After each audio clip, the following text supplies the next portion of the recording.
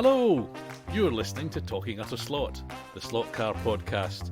Be it Scalextrics or Carrera, Slot It or SCX, we love buying, racing, and most of all, talking about slot cars. My name is Scott Brownlee, and I'm joined as usual by my fellow slot addict, Pedro. Hello, everyone. In this episode, we'll be revealing how wrong I was about birthday gifts from family, full-size races at Sebring in Saudi Arabia, and how an old magazine article made me realise that today's slot cars are not as expensive as I thought. And it also brought back happy memories for me, if you remember, in that little chat. I don't, if I'm honest, but I'm pleased. Oh, we're starting as we mean to go on. I'm pleased it did. Slightly forgetful. Right, advance warning, I'm just going to move my microphone. There we go. That's better. That was a lot of noise and I apologise. Go. I think we need to start with a couple of updates. I'll tell you how I got on at my recently discovered local club. But first, the listener is eager to know, have you put any decals on any cars? That's... you know the answer. Why are you asking me that? That's just unfair. The honest answer is no. I have looked at the car. It's still on its little spray stand. I have looked at it a couple of times. Did I reveal what it was? I want to keep that secret because I don't want the boys at the club to know what I've done. It's a very complicated livery, I've discovered. Yeah. I think I knew it was a very complicated livery at the time, but I've just realised how much more complicated it really is, and also that I'm actually putting it on the wrong car. Which okay, it's all good. Technically, it's going swimmingly. What could possibly go wrong? The annoying thing is, technically, that makes it a fancy livery when I'm dead set against those. But basically, I've got a set of decals for a particular Lambo, and it turns out that the decal, I think it works this way, the decals I have are for an Evo, but the car I have is the sideways car, and that ain't no Evo. And that's really annoying. And I didn't realise at the time. I only realised once I'd got the things in my hand and I started looking at more and more research pictures and realised they move things around in terms of where some of the decals are, which is, race by race, that does happen. But also, it's very clearly, I was looking at pictures thinking, oh, that's a good one, of the one-to-one. And just blindly went ahead and bought them from Atalaya, I think it's called. And it turns out they're Evo decals, and I've got the non-Evo car. I do wish someone would make an Evo Lambo, because there's a lot of pretty liveries out there. Just saying, Chris in France, sideways, if you're listening. But the answer to your question is no, I haven't put any decals on. I have, however, purchased another couple of sets to not put on things. And why not? I think it's definitely the way forward. Some people collect plastic kits. I collect decals. You collect decals. I'm coming there too. I was going to say, if you want a little bit of balance, you can ask me how many of the half dozen cars that are on the workbench awaiting a small bit of soldering I've done a small bit of soldering on. Okay, just 2 points there. You're saying it wrong. It's soldering, clearly. That's, And secondly, how many projects have you got on the go, Scott? Oh, well, there's about half a dozen cars that need some soldering. And what are you soldering? Well, it's like loose wires or, guide blades, that sort of thing. You solder guide blades? Well, you put the wire onto the thing, don't you? Have to solder that. You put the wire onto the thing. Do you not use scrub screws? I've never been used converted. screws. So I got ridiculed by, let's name and shame. I'm going to name and shame. Hard to believe. I know we don't have a solicitor, but I'm going to name and shame John Underwood. Oh, right, okay. Said his name. I used the term top hats for the little brassy bits that you put on the end of the motor wire. Okay. We used to call them something else. Yeah. Oh, I saw them called top hats, and I thought, well, that works in a stovepipe Abraham Lincoln kind of way. And I mentioned that down at the club, and I got ridiculed. And I just thought that was unfair. But now what I do is I use scrub screws and screw the little swines into the guide. But that's a good idea on the old, but some of these are just the wire is soldered to a bit of metal, which then goes into the guide. So Right. reconnecting the bit of the wire to the bit of metal is what I need to do. Is that an This is old things like school classic. way Well, of doing not it? it's like the classic F1s, so the Lotus 72, the Tyrrell, You're talking one of Skeletric. Skeletrics, one of the Yeah. Japanese Supras. What else have I got to do? So yeah, it's that kind of one of the Lotus 49s, I think. Hang on. Whoa. Japanese Supra. That would be an Inco. That wouldn't have been soldered anywhere. No, not at all, not at all. Skeletrics. I mean, what did they market it as under? Was it Quattrox or Quattrox. something? Quattrox. I had Whatever those. that I means. had a full set of them, and I loved them. They had. And what they did you had, do with them? I flogged them on eBay eventually. I loved them so much. I couldn't make them work that well. They had. Do you remember? Disc brakes that didn't spin round inside the hub.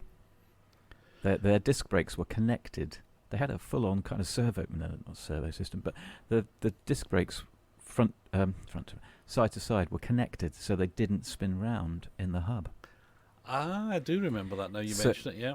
So you could clearly see them not spinning round as they shot past at a scale 500 miles an hour. What was the point? I didn't understand quite the point, other than the fact that whenever you picked it up and looked at it, the disc brakes would be in the right place. Well, you talking about scale speed has reminded me of one of the discoveries I made this week. Because I was rummaging in a magazine storage thing and I had some old Skeletrics catalogues. And in among it, I found my Skeletrics speed computer. Oh my Did God! you ever Yes. have one of that? You know, the Well, I had several. cardboard disc. Yeah. And so it's a thing of beauty. I think I did it once. Now, for people who don't know what this is, I will put a picture up.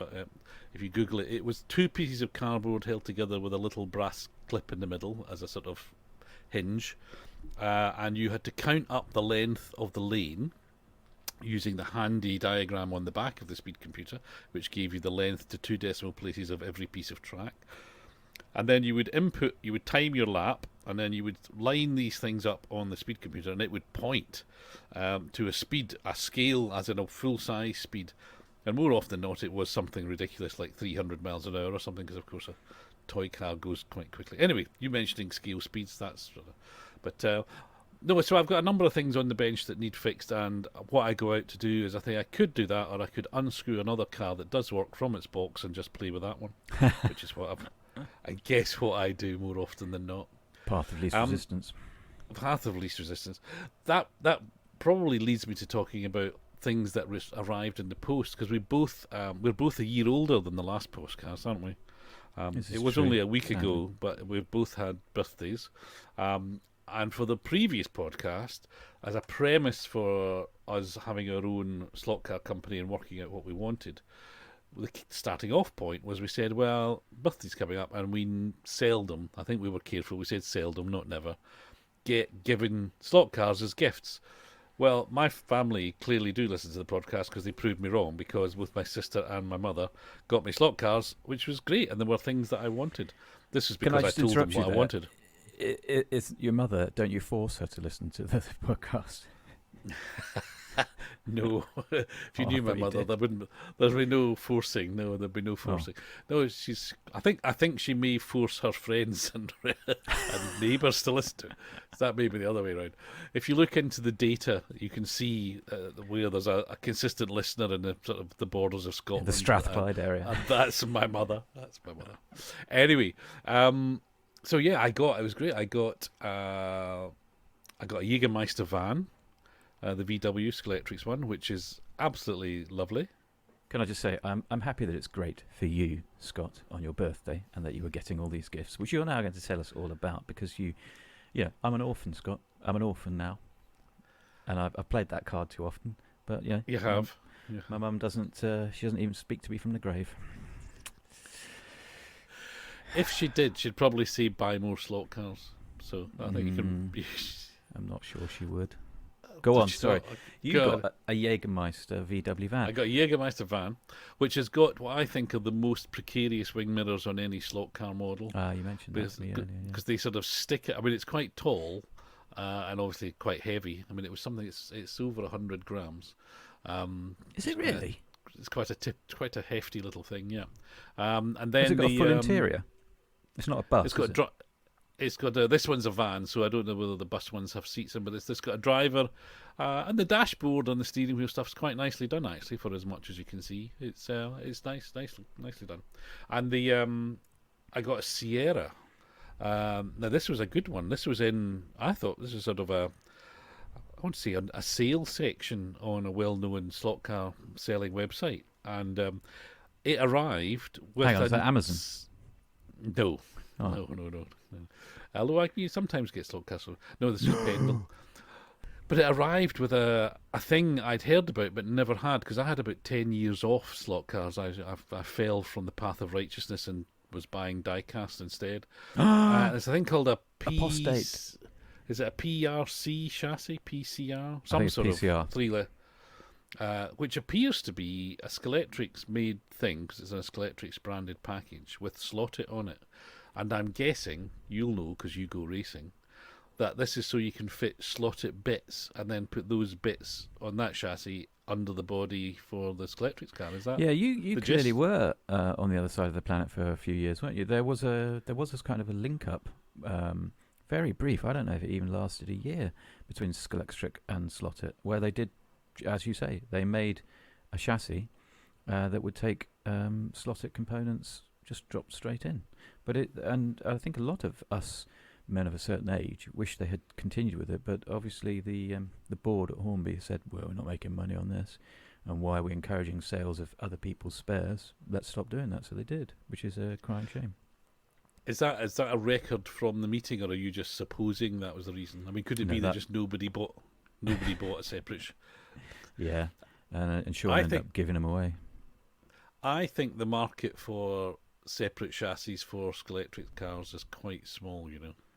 I think you're probably right, and I think the those fools with their printers probably cater for it. So yeah, it's a sad but true thing. But I think it's an interesting acknowledgement from the board that their stuff isn't that. You know, they knowingly make toys, don't they? And nothing wrong with that, you know. There isn't. What I have to say is, I took the Sierra out the box as usual. I took the Magnet out as usual. Hang on, what I put it library on was this? Did you mention the Labatt's one, the Tim was it? Harvey. Yeah. Somebody I worked with. Anyway. No, seriously? Yeah, Genuinely? that's not the reason. That's four in a row, yeah, Scott. Yeah, he was a. Can he make it 5? Dear listener? Obviously, he drove for Austin Rover when he first started, or when he started saloon cars, and then he was one of the touring car drivers who drove the Igos for Igo football project that we did with Top Gear. Right. And one of his stories is about the look on my face when they were smashing all the Igos up. That wasn't the pinnacle of his career, was it?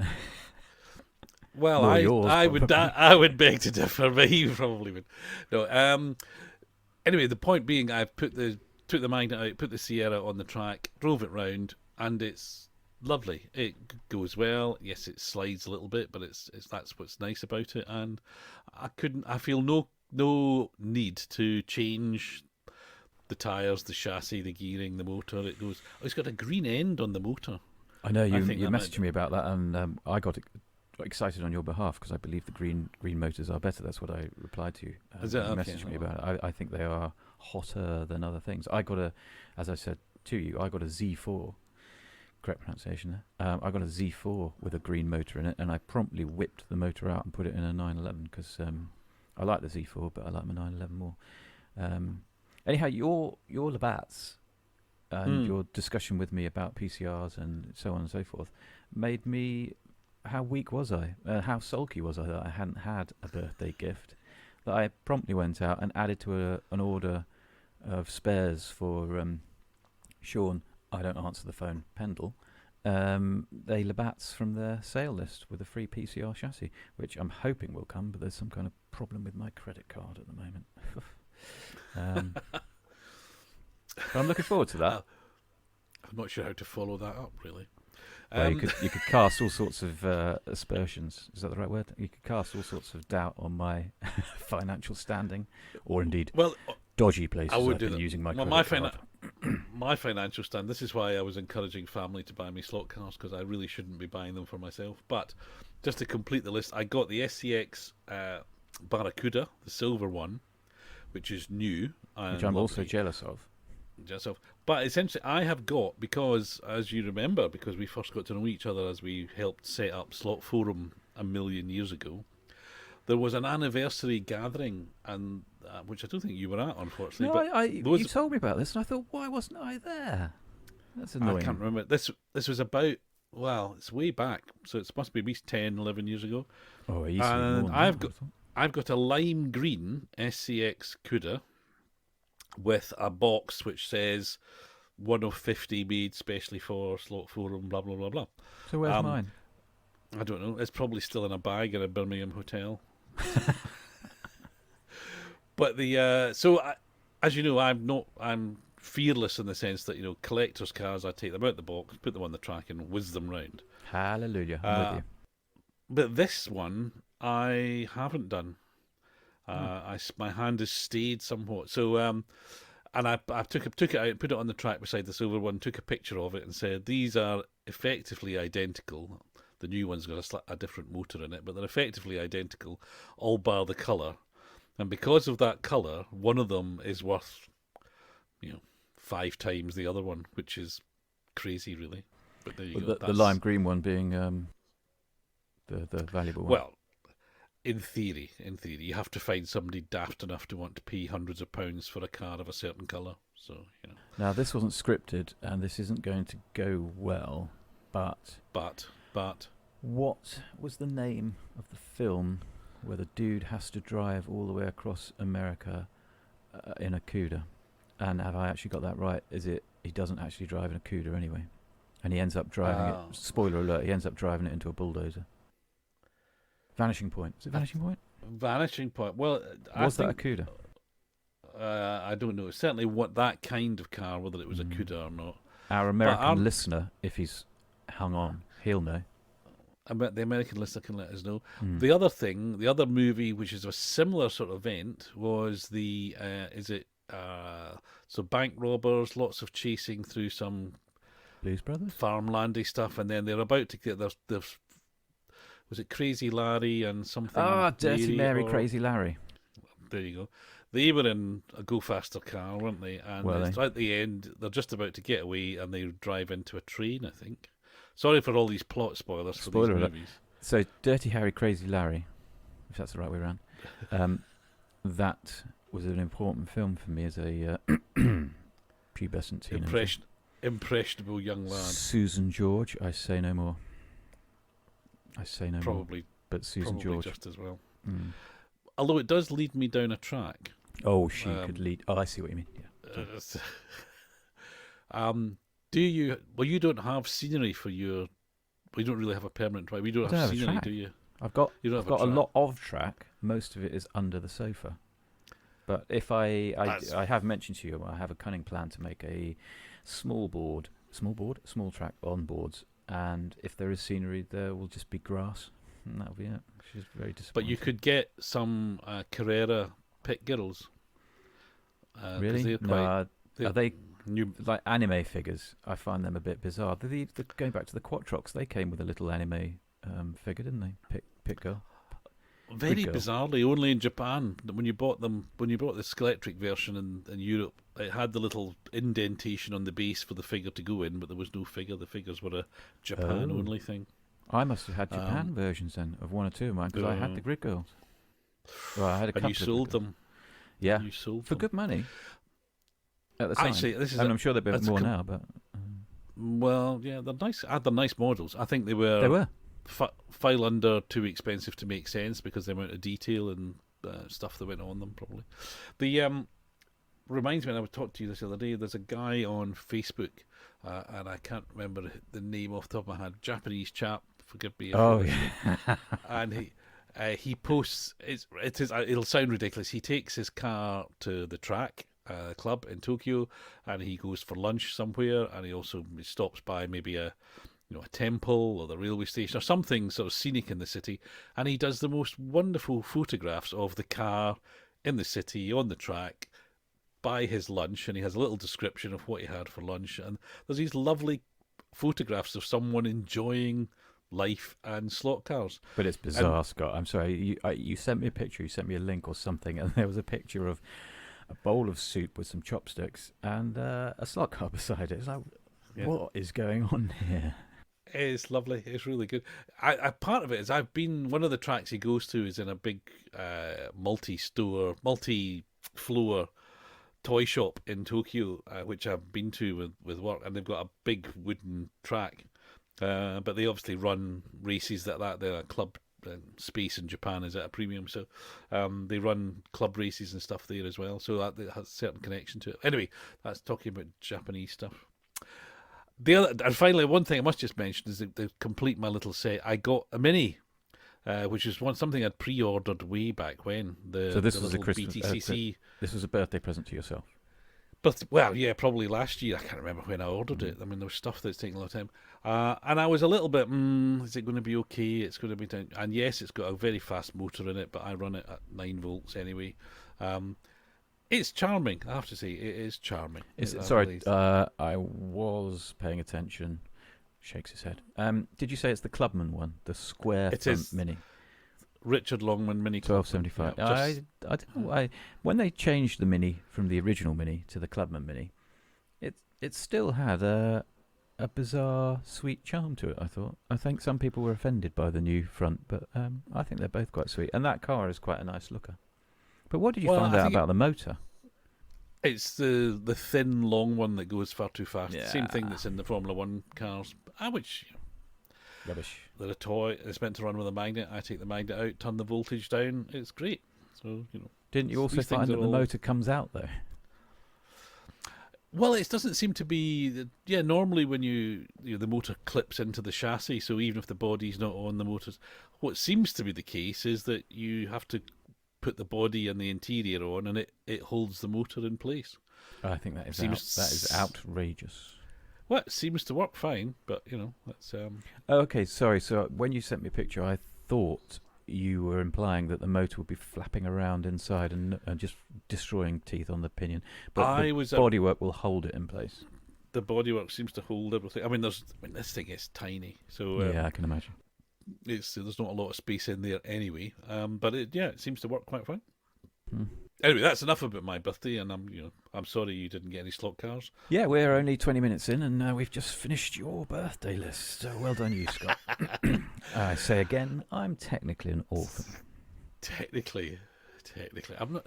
I think you could. Is that only applicable to people who are minors? Anyway. No.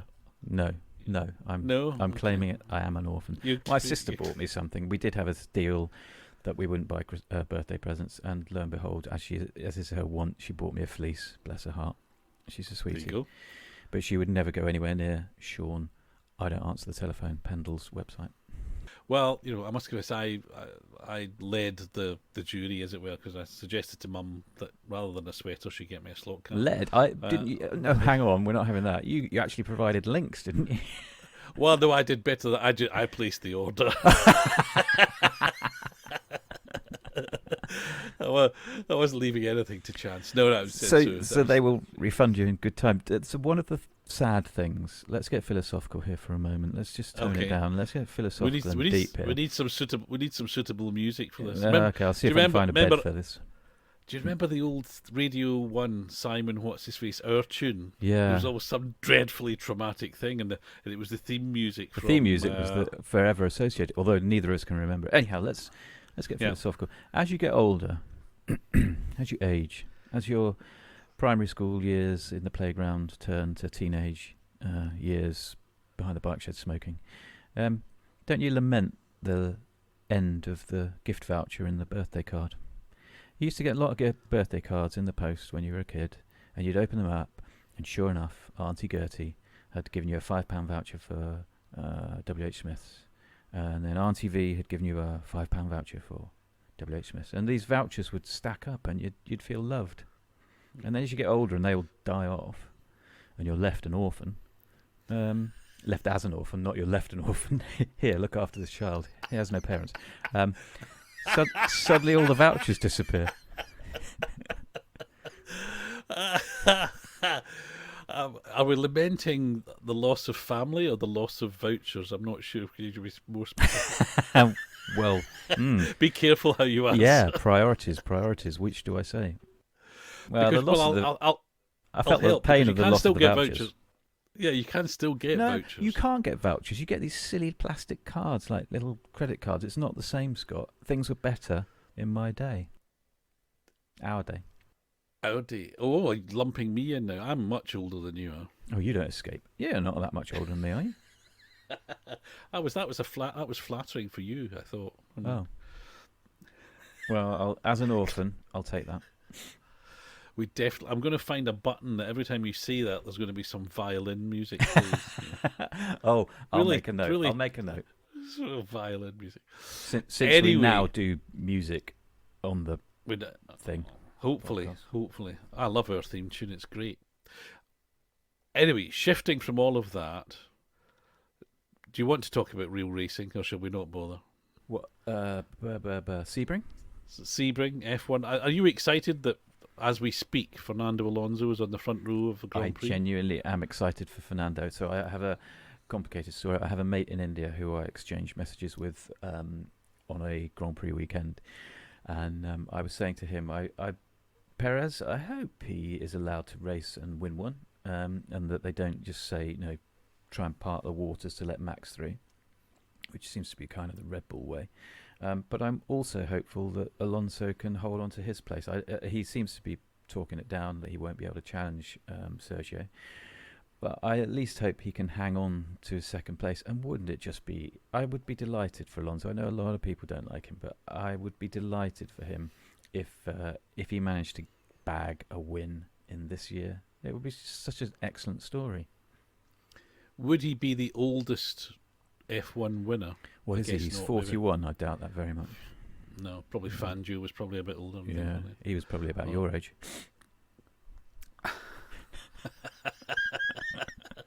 Ooh, cutting. Yeah. Ooh, but cutting. I am excited. As we started recording, I made noises about, we've got to get this done before 5 o'clock, because we've got to get it done before 4:30, because I do like the grid walk. I'm hoping that Martin is there and going to do a grid walk, because I like that. It adds to the whole ambience of the session. When I stopped watching F1 quite some time ago regularly. I mean, I catch the odd one. But back in the day, I remember thinking the best bit was the preamble and the grid walk, and I thought that tells us a lot about the quality of the racing, doesn't it? Well, I would say the best bit is the racing, the grid walk is good, and then all that Sky do before that, some of the inane stuff that they do with their presenters around the track and with the drivers, I just find so tedious, so I don't bother tuning in for that.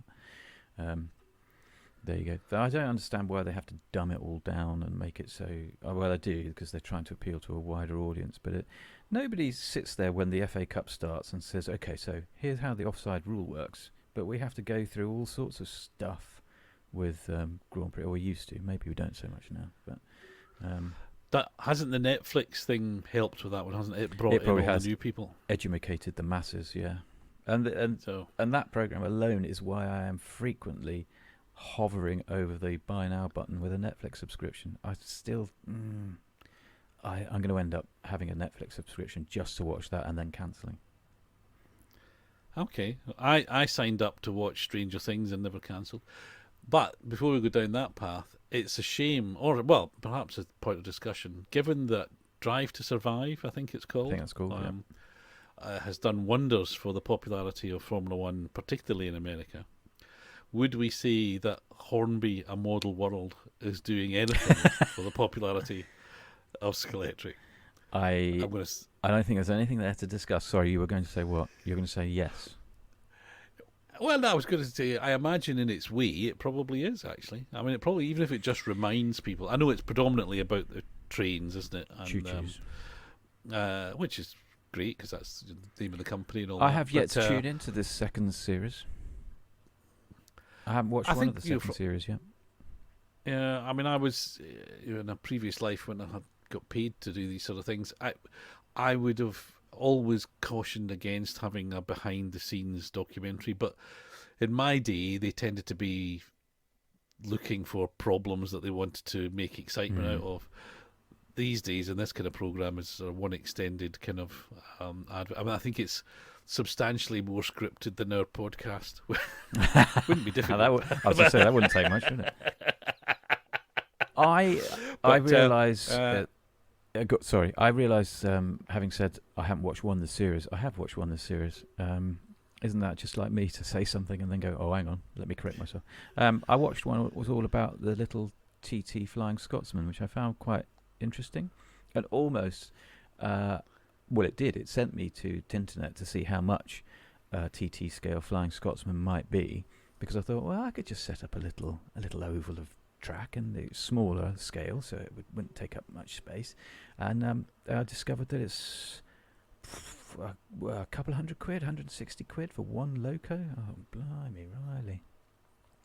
You got to be a serious train spotter for that. I think they're not cheap, are they? But no. But then again, talking about price, segueing, darting, flirting about like a butterfly subjects. Talking earlier on, if we haven't edited it out, about how I was rummaging in old catalogues. One of the things I found was a series of pages which I had torn out of a 1991 edition of Supercar and Classic. This is which seamless. Was a very this is glossy, seamless. Seamless, isn't it? Very glossy classic car magazine. And it was written by a journalist that I know called Richard Bremner, and fantastic photographs of his collection that he had then. Whether he still has it, I don't know. And reading it, it's a lovely thing to read. But one of the things that took me aback was that he refers to new cars from Scletric costing about £25. This is 1991. And so I went to the internet and found a ready inflation adjusted price worker outer thing and put in £25 in 1991. What would that be in today's money? And do you know what it came out to be? I'm going to guess at £300. No, it came out to be £53. What's the retail price of a Scletric's car these days? Well, there's quite a few of them at About £53. Oh. So I think a lot of people had all gone, oh, your prices have all gone up very dramatically, they're unaffordable and blah, blah, blah. And I was very guilty of that. For some reason, I thought slot cars were 25 quid not that long ago. This may be because I'm old, and 1991 isn't all that long ago. But nevertheless, so they're basically the same price as they were 30 years ago. So, and yet, I don't remember thinking they were desperately expensive then. So, no, certainly a lot better. One of the key, I was going to say, there you go. One of the key things is they're a lot better than they were 25 years ago. A lot better. Even if you accept that the Mini needs its body on to hold the motor in place, they're still a lot better. Well, 30 years ago, the motor was probably clipped into the body. It probably didn't have an underpan. No, that's true. Like my BRMs. So, yeah. Anyway, it's very. I think, and the other thing that came up in that article was reference to a couple of specialist shops. Oh yes. One of which we share an experience of, which was Model Motors, then in Bourne End. I think it still exists in Maidenhead. And this was the early days of me getting into it, and it was a toy shop, and there was lots of stuff, kits, etc., old and new. And I was having a rummage and buying a car, and the guy said to me, "Oh, are you into slot cars?" Well, yeah.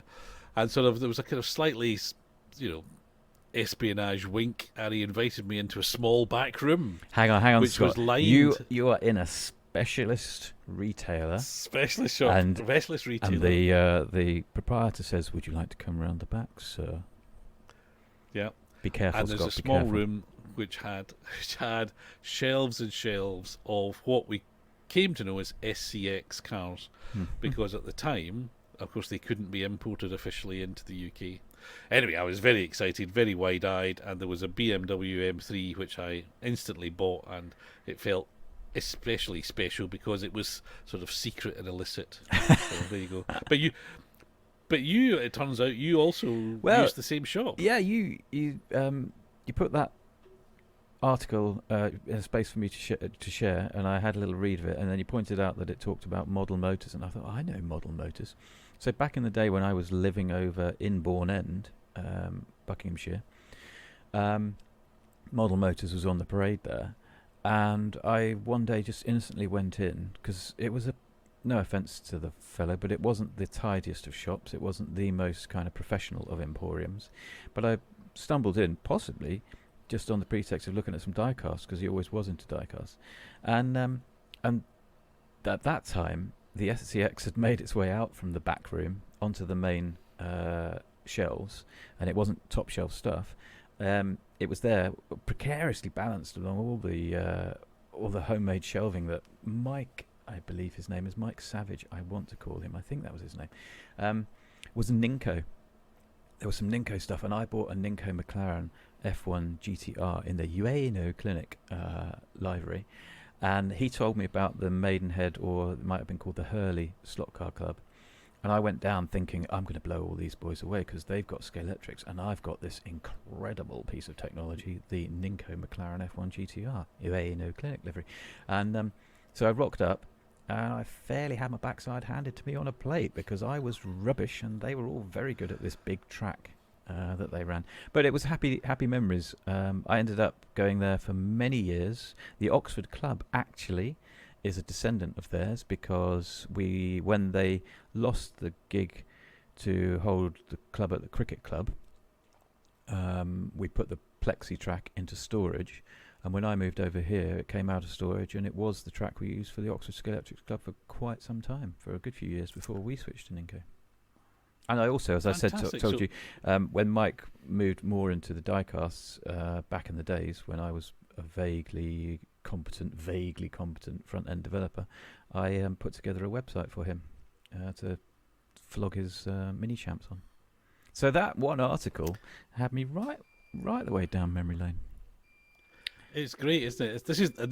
This young people is lots of noises from your end. Yeah, I apologise. I've just realised there may be the sound of a washing machine spinning, and then that may be the sound of a washing machine beeping. Hold the line, dear caller. I'm back in the room. What I was going to say, the benefit, this teaches that having that old press cutting and that sparking those wonderful memories is the benefit of never throwing anything away, says the man who hoards 1991 magazines. But anyway. Yeah, you must have quite a pile. So I was going to make a comment there. Well, thank you for not, because I have no idea where you were going with that, and it could have been wholly inappropriate. Uncomfortable. Mm. Only inappropriate. Oh, I see where you were going. Tell us what caught your eye recently. Oh, what caught my eye recently? Can't remember. Do you want me to give you an old man hint? Well, I can. Do you remember those things we discussed just before we started recording? We discussed stuff? Who are you? Where am I? This isn't my house. I do remember saying that I quite like the look of. I won't buy one, but I am impressed by. Is it Slot Car Passion? And they do like reworkings of flies. I don't know if they work together in a collab kind of way. Collab being social media speak. But there's a Slot Car Passions /Fly 911, some kind of rally car that looked quite sweet, and I just thought, yeah, got a wistful. I am hovering on the edge of buying another Fly car, which is ridiculous, but ooh, it won't be one of those because they're too expensive. But I quite like Fly 911s, and this one seems to have got new, very lovely wheels. And I think there's probably a whole program about how the bits of a toy car, which are especially lovely, and it's wheels for me. The wheels are when Mini Champs first came out in diecast, it was the wheels were the thing. But this Slot Car Passion / Fly 911 has got some rather lovely and weathered sort of period 70s type alloy wheels, and I haven't seen them on a Fly model before, so I may be wrong. Do you think that's like that's the input from Slot Car Passion, that there's some kind of dodgy resin wheel that won't just last? It certainly won't take the running around the track a lot. I don't know, because I haven't read enough about it. But no, I don't know. If it is that, yeah, I'll happily display a lack of knowledge here. But I assume part of what Slot Car Passion add to it is resin bits like the spots and the roof racks and the spare wheels on the back and that kind of jib jab. They have, I think, Slot Car Passion, again, as I understand it, they take existing mass manufactured stuff. cars, Yeah. models, and they normally Spanish electric stroke SCX, and they add stuff and detail and liveries, and they are very nice. Yeah, they are. But the prices are suitably. I mean, effectively they're handmade, aren't they? So Yeah. I've never succumbed to buying one, so No, I don't know whether they're and I think we both agree that shelf queens or not. these limited editions aren't. If it's a limited edition slot car, then it is intended to go in the slot, and it is intended to be raced. And you can say it's got in a presentation box and worth a fortune, but it should come out and actually be run. However, that said, a slot car passion. If I'd spent that much money, I would just be loath to run it and risk breaking something. One of those nice extra details. What's the most money you've ever spent on a slot car? I don't know the answer to that question. Well, I mean, other than Revo slot, I've got a few Revo slots, and they're probably the most expensive I've bought. But I did buy at normal retail prices the original.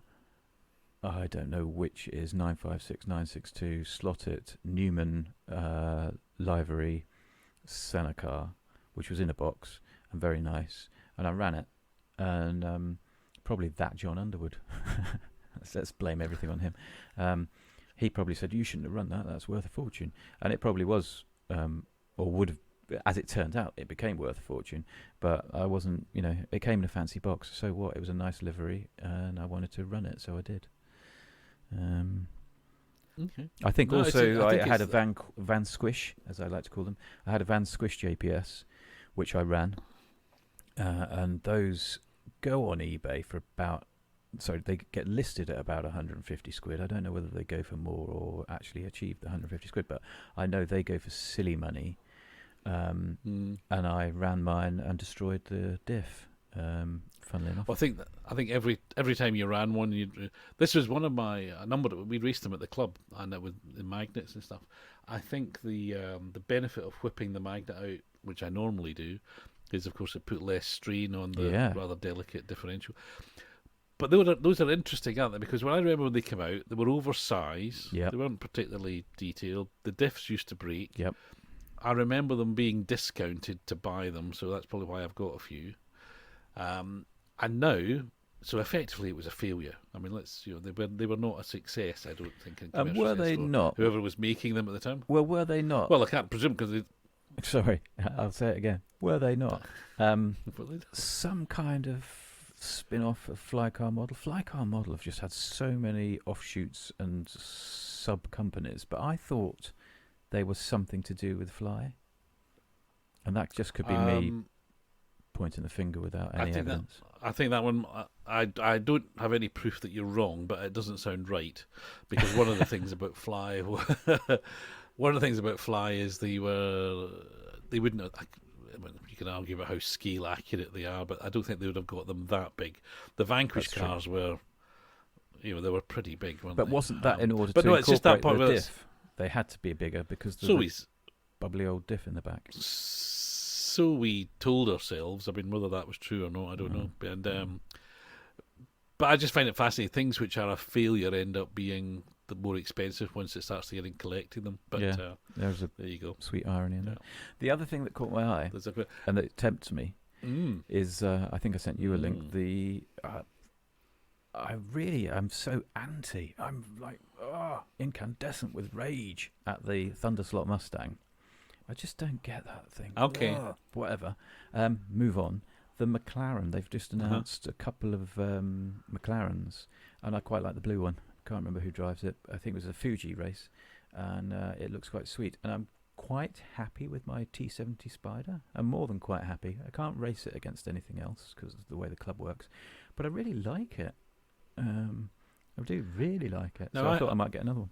No, I haven't got a Thunderslot, but and I know there's lots of controversy about the Mustang. Are the Can-Am cars more, shall we say, accurate? I think because I think one of the I believe they're more accurate, but I don't believe they're they're quite 1/32. Others will know for sure, but I believe they're not quite 1/32. I think they might have been slottified a bit, maybe made wider. Don't know, but they look okay. Whereas that Mustang looks wrong. No, don't start me on the Mustang. Who brought up the Mustang? You brought up the Mustang. And I brought up the Mustang, sorry. You didn't, I did. Well, to be fair, you started it. Yeah, I did. But talking about slow, I was, Dave Kennedy was talking about the SCX Barracuda, which one of the reasons it's lovely is it's quite wide and low, it looks great. It's probably not scale accurate. He said at the time he advised them to just make it a little bit wider. Oh, did he? And he said, as he coined the phrase, which I think was he Ninkoized it. And of course, that was always the thing about Ninko. They were just a little bit wide. They weren't scale. They were just a little bit wide, which is partly why they handled so well. But it's always funny with scale models. We all think cars are squarer than they are because we don't tend to see them from above. We don't. Whereas with a model, we see it. It's a funny angle, and we always think the models are thinner and longer than the real car, and it's seldom the case. No, that is an interesting observation anyway. right there. Because I Well, keep it used to looking be at the my... old days of sorry, you go on. No, I was going to say the old days of corgis and dinkies. It was about they would make it look right, and then as scale became more important in die-cast models, I remember the time people saying this is actually the right shape, it's size.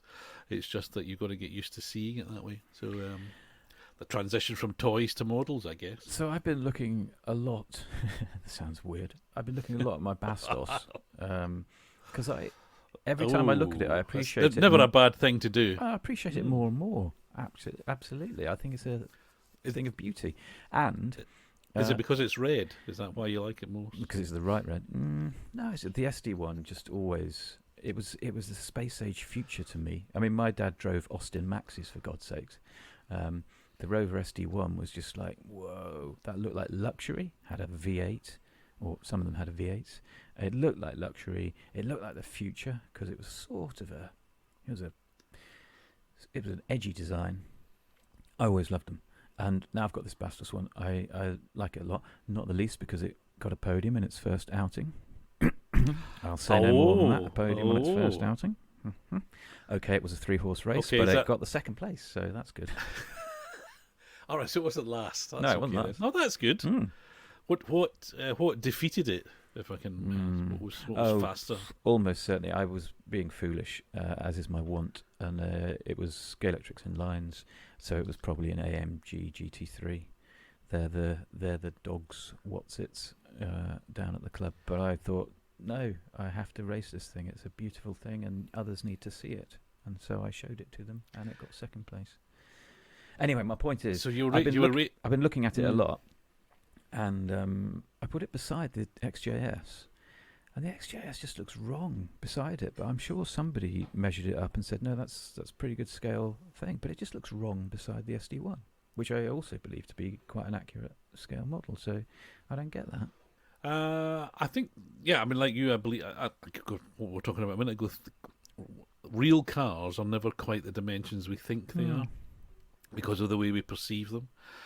We tend not to look at them sort of from axle height, for one thing. We tend to be standing above them and looking down on them, and we approach them tending to be from the side rather than head on and all that sort of thing. But when we look at a model car, we look at it from a very funny and peculiar angle. But no, I think that I don't get too hung up about whether it's exactly right. They look roughly right, and that's good, and they're good fun to run.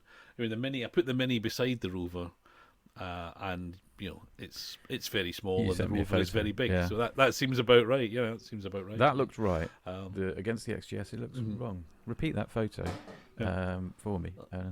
With the XJ, okay. But you talking about you were racing a 1980s Group A Rover, against a 2020s a GT3 Mercedes. Yep. I know the grid looks a bit off. I'm all in favour of grids looking a bit on, to be honest. But this thing is in line, and I wanted to race it because I won't be able to persuade the boys to go for Group A cars. I don't think, not unless Scalextrics really expand the range quite a bit, which my fingers are still crossed for.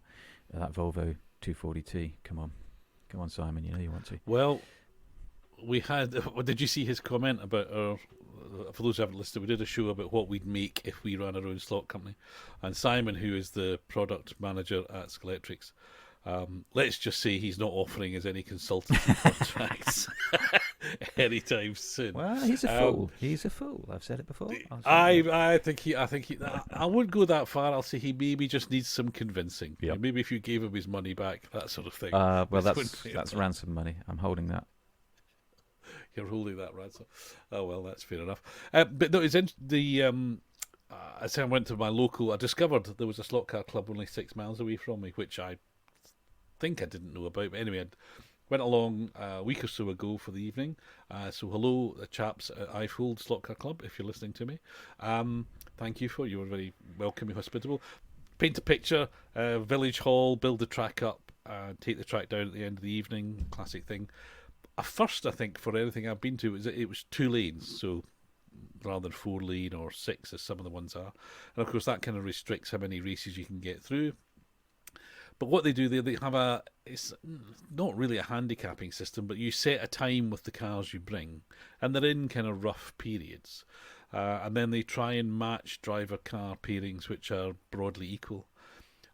So it can mean that you're doing kind of what you did when you raced the Rover, where you're racing an 80s car against a 2020s car, but it's the competition is roughly equal. So it was interesting. So as I say, every time I go to a different club, which I don't do all the time. It sounds as though I do. I've done it 3 times this year already, which is 3 times more than I've done it in the last 10 years. But it's interesting to see how people do it differently. It does sound like you're trying to find a home where you fit. No, well, one of the guys referred to me as a roving reporter, which I suppose was fair because the last time I saw him down in Worthing. It's always been, when I was into the slot cars before, it was always something we did. We came to Oxford, we went to Wolverhampton, then to Abergavenny. I think I've been to Rockingham once. It's good fun. Go along and meet fellow slot car fans. Basically, I mean, I never do very well, and I'm not really looking to go racing on a kind of regular basis because it's not really what I do it for. I like playing with them rather than racing them. If I have to put a dividing line in it. It's very interesting, the different approaches. Whereas there's a lot we have in common, there are different approaches. If I build this track, I'm not sure how much use I'm going to put it to, because I don't like the idea of just pootling a car round. I mean, not pootling, just trying to get a lap time. I like the idea of racing against other people, but not so much that I want to travel the countryside trying to find these other people to race against. I mean, bloody hell, third shout out to John Underwood, but he does a lot of miles going to various places. He races at Rockingham, he races at other places I've forgotten, and he comes to Oxford, and he puts a lot of mileage in just to race his slot cars. I mean, he's very good at it, so that's obviously some kind of return for the investment on the road. But I should mention, I have signed up to do the Polycar F1s at Gaydon. So I will be travelling to do some racing. Yeah, it's going to be embarrassing. But again, 4th shout out, John Underwood. Bloody hell. Is he sponsoring this or something? He bloody ought to. He persuaded... Yeah, come on, sponsor us. He gave me hassle last time, again, saying, you should do this. So I will. I won't. I will try and hold up the honour of talking at a slot, but I strongly suspect my car will be on the floor quite a bit, and also I will be propping up the results. You know what this means, though? You know what it means? No, but I fear where you're going. Do you? Yeah. Okay. The livery, what car are you going to race? Well, at the moment... This Polycar F1? Yeah, at the moment it'll only be... The only option I have really is my... is it... Oh, God, I can't even remember. It's the South African March. Is it Gunston? I assume it's Gunston. But if the BRM, if the Marlboro man has arrived, then I will be racing a BRM. But would you consider having a white kit, getting some decals, and doing a livery in Talking Utter Slot team colours? Blue and yellow. You know the answer to that, Scott. That would be a fantasy livery. Yes. And that would immediately have me shown the door. You can't do fantasy liveries. NSR racing. You can't do fantasy liveries. Is that a rule of the competition, or is that just against your principles? It's a rule of the church. The Church of Slot. The Church of Slot is very broad. Well, I'm a member so- of the Church of Box Standard, not the Church of Slot. I think you'll find they have a different holy book, but the Church of Box Standard doesn't agree with fantasy liveries. Not even one for your own podcast. Not even one for my own podcast. I'm seeing you standing there by the track in a kind of blue hoodie with a logo on it. Oh, what a horrible image. Looking like some kind of roadman. Saying in it a lot. In it. Hey, slot racing, Okay. in it. Oh, well, Like. which day of the weekend is that race on? Is it the Saturday? Well, I'm or the turning Sunday? up on the Saturday. Whether or not that's the day I'm supposed to be there, I couldn't tell you. Fifth shout out to him. John Underwood said I'd be done by 12:30, so I'm going to hold him to that. Okay, so there's no qualifying in it. It's just you throw your name in a hat and away you go. Is that it? No, What's you the- get a car. Well, fine. I think your car's got to For go the into next- scrutineering, then there'll be heats. Wow. They're running it professionally, which is obviously going to be an anathema to me. Is there a driver's parade? You all have to run round the track. Well, Oxford. Gaydon is now only 2 months away. Is it really? Blimey. 2 months away. Sorry, I think I keep hitting the microphone there. I was going to 2 point months out that away. it's your turn to do it this week. Yeah, I'm sorry. Professionalism. So I think, we need to have a regular update on your preparations for what will now be referred to as the big race. Hang on, the Great Race. I know, mate. It's going to be the Great Race at Gaydon. Okay. Well, the great race to me is Tony Curtis throwing custard pies around. What? You must have seen it's a movie called The Great Race, which has Tony Curtis as the baddie, a sort of Dick Dastardly type character. Which I can see him doing very well. You check out The Great Race. I used to love Tony Curtis. This is more than we need to discuss here, but growing up as a kid in the 70s, any Tony Curtis TV show or movie, he was a hero of mine. I don't know quite why. He was. I love Tony Curtis. Well, I think because he did good stuff, probably because of the Persuaders. Probably 'cause when of the we were young. Persuaders, yeah. And he was Harry Houdini. And, Was he? I recently watched How to Murder Your Wife, which is a good 60s film. Oh, you know what I'm going to do? I'm going to go hit the internet and try and find some Tony Curtis films. Tony Curtis. Look for The Great Race. But Look for The Great Race. I'm pretty sure the Great Race is out Mount Panorama way. I'm not sure Gaydon is as hilly. There we have it. That was the accent for this episode. Is that what you were going to say? The accent of this, yeah, I was going to say the impersonation for this week. So you've dropped a name. I worked Swedish. with Tim Harvey. Swedish. What? That wasn't my Swedish. That was my Australian. You lowlife. We need to wrap this up soon, but I need to say to counter your I work with Tim Harvey, I work with Tony Pondit, I work with Tom Walkinshaw, whoever else you work with. That Anthony Reid lives in my village. That's good. Yeah, I've had a chat with that Anthony Reid. Was he third at Le Mans once? I think he was third at Le Mans once. And he's runner-up BTCCCC 2 years running, I think. Okay. I'm not. Yeah, I don't know Anthony. I have to say. Oh, you don't? Wow, I don't know. That's controversial. Surely you've Well, worked not with him really. in the past, Scott. No, I haven't. I haven't. And, so no, it was just it's coincidence. Well, if we talk about 1980s Austin Rover motorsport, there's a very good chance, or more recent Toyota motorsport, there's a very good chance I'll know these people. Outside of those very specific circles. Have you met Anthony Davidson? Yes. He strikes me as a good egg. I like Anthony Davidson. I would go along with that. Yes, he is. As far as I can tell. Yep. So. Okay, Anyway, it's that time of the show where it all falls a bit flat. So all falls a bit flat. We should really it kind of peters out appropriately. yeah, because my ears are super hot in these headphones again. I think you're going to have to do a lot of editing on this one. Like you know what? I'm just going to let it quite roll. a lot of it. I'm going to let it roll. No, I love it when it's sort of random. If you're still listening, God knows why. But if you are, thank you. and it was much better planned than we actually made it. But that's all Peter's fault. I'm blaming him for leading me astray, talking about things which we didn't discuss. But it was all good fun. And we'll be back again with another one, and we're looking forward to an update. No, maybe on decals, maybe on preparing for the big race, The great race. and the other piece of the great race. And I've ordered. I'll leave you with a bombshell. I've ordered a controller with knobs on. Welcome to the dark side. And on Well, that let's see. I bombshell. haven't used it yet. No, that's On true. that bombshell. Thanks for listening, everybody. Time to say goodbye. Goodbye, Scott. Bye, Peter. that was behind the curve. Oh. And it's laid out. Oh, I'm going to bump into this thing now. Yeah, you are. There's a lot of rattling going on. Yeah.